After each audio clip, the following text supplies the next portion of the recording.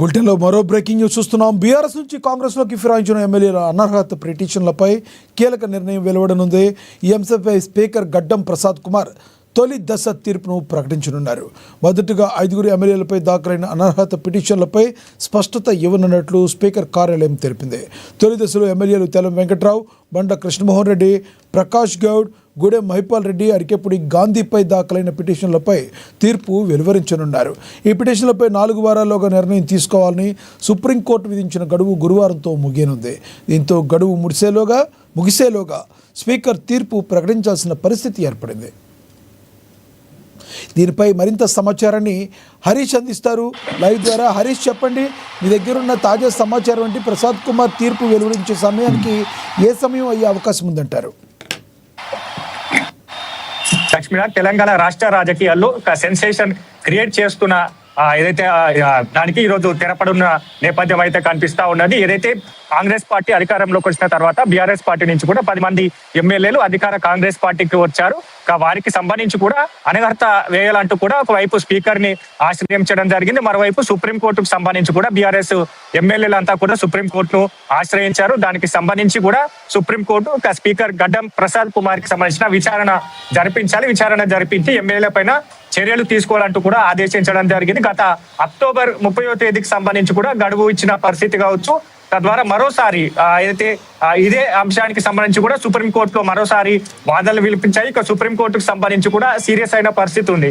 ఇక 3 నెలలు కావస్తుంది, గడువులోపు కూడా ఆ విచారణ జరపలేదు కాబట్టి ఇక సీరియస్ గా ఏదైతే స్పీకర్ కార్యాలయానికి సంబంధించి సుప్రీంకోర్టు సీరియస్ అయిన పరిస్థితి ఉంది. మరొక 4 వారాలు గడువు ఇచ్చిన పరిస్థితి. దానికి రేపటితో తెరపడనున్నది. రేపు సంబంధించి కూడా 4 వారాల పాటు రేపు డెడ్ లైన్ కాబట్టి ఈలోగా తీర్పు వెలువడించాలి కాబట్టి ఈరోజు స్పీకర్ గడ్డం ప్రసాద్ కుమార్ ఈ రోజు సంబంధించి కూడా 3:30కు ఎమ్మెల్యేలు 5 తొలి దశలో విచారణ జరిపించిన 5 ఎమ్మెల్యేల పైన కూడా ఈ రోజు 3:30కు ఆయన తీర్పు వెలువడించిన పరిస్థితి అయితే కనిపిస్తా ఉంది. ప్రధానంగా దీంట్లో 10 మంది ఎమ్మెల్యేలకు సంబంధించి కూడా 5 మంది మొదటి పలు దఫాలుగా కూడా విచారణ జరిపించారు.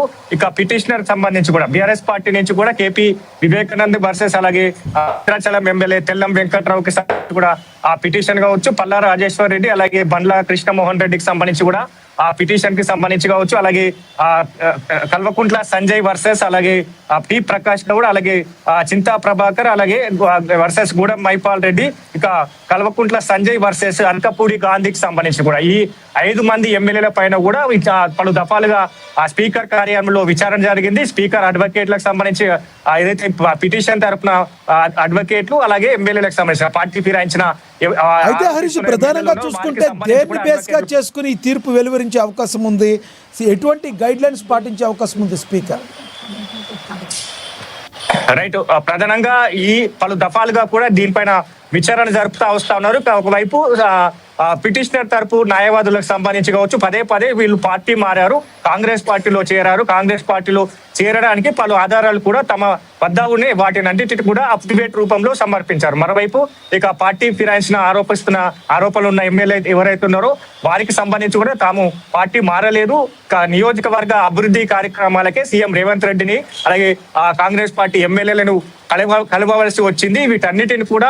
వీటన్నిటిని వారు కొట్టిపారేస్తున్న పరిస్థితి ఉంది. మరోవైపు ఎమ్మెల్యేలంతా కూడా మాజీ సీఎం కేసీఆర్ కి కూడా లేఖ రూపంలో తెలపడం జరిగింది. తాము పార్టీ మారలేదు, బీఆర్ఎస్ పార్టీ సిద్ధాంతాలకు కట్టుబడి ఉన్నామని కూడా ఆ లేఖ రూపంలో తెలపడం జరిగింది. ఈ అంశాలన్నింటిని కూడా పలు దఫాలుగా జరుగుతున్న స్పీకర్ విచారణలు కూడా ప్రస్తావనకు వచ్చిన నేపథ్యం అయితే కనిపిస్తా ఉన్నది. కాబట్టి మొత్తంగా ఈ అప్డేట్ కి సంబంధించి కావచ్చు, ఏదైతే అడ్వకేట్ల సమక్ష పలు దఫాలుగా ఈ పిటిషనర్ వర్సెస్ అలాగే ఎమ్మెల్యేల విచారణ కొనసాగింది.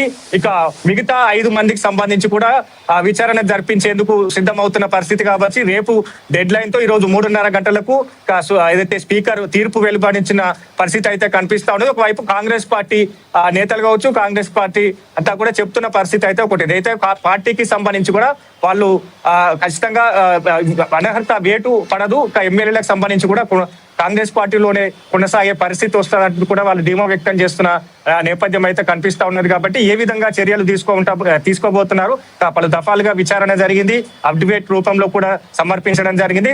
పదే పదే వాళ్ళకు ప్రస్తావన తీసుకొచ్చారు. నియోజకవర్గ అభివృద్ధి కార్యక్రమాలకే సీఎం రేవంత్ రెడ్డిని కలవడం జరిగింది. అది పార్టీ కనువ కాదన్నట్టుగా కూడా వాళ్ళు ఏదైతే ఈ అంశాలన్నిటి కూడా పలు విచారణలో ప్రస్తావన తీసుకొచ్చిన పరిస్థితి ఉంది.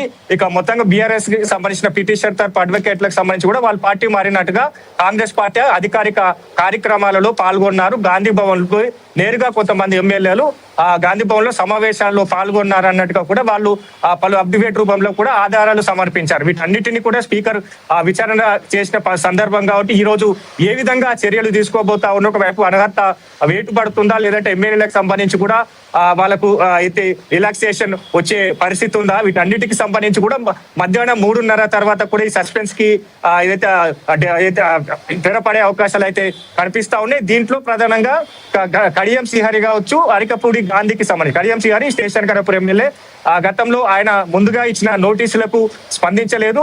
తద్వారా మరోసారి మొన్న స్పీకర్ కి సంబంధించి కూడా నేరుగా స్పీకర్ ని కలవడం జరిగింది. తమకు కొంత సమయం కావాలని కూడా station Ganapur MLA Kadiyam Srihari speaker సమయాన్ని